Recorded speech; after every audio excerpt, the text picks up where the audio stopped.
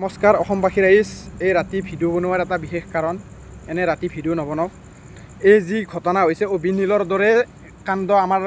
বাঙালীপাৰা এই ভৰালি চকত হৈ গ'ল ঠিক তেনেকুৱাই আৰু এটা কাণ্ড হ'বলৈ গৈ আছিল কিন্তু সেনেকুৱা কাণ্ড হ'বলৈ নাপালে এজন ল'ৰাই দোকানৰ কিবা কানি সৰু সুৰা বস্তু চুৰি কৰাৰ অভিযোগত কিন্তু ল'ৰাজনে পিছত গম পালে চুৰি কৰা নাই কোনোবা সৰু ল'ৰাই প্ৰায় আপোনাৰ 12-13 বছৰৰ ল'ৰাই মানে চুৰি কৰিছে এনেকুৱা গম পালে কিন্তু ডাঙৰ এজন ল'ৰাক চুৰি কৰাৰ মানে সন্দেহত গছত বান্ধি কোবাই মানে তেওঁক শাস্তি প্ৰদান কৰা হৈছে এনেকুৱা শাস্তি প্ৰদান কৰিবৰ কাৰণে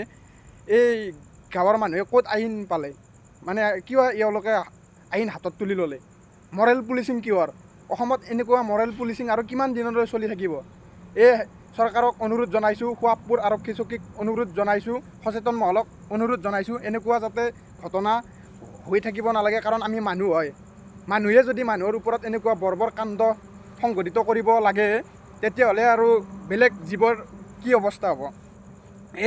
আপোনালোকে ভিডিঅ'টো চাওকচোন মই লগাই দিছোঁ অলপ আৰু এইবিলাক বস্তু ক'ত পালা তোৰ বিষয় হ'লে আজিকালি মানুহ চুৰ নকৰে চুৰ কৰা মানুহ একদম পাৰে এইবিলাক বস্তু ক'ত পালা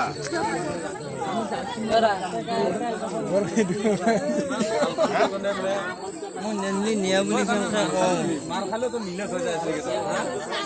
চুৰ ভালে আছা দে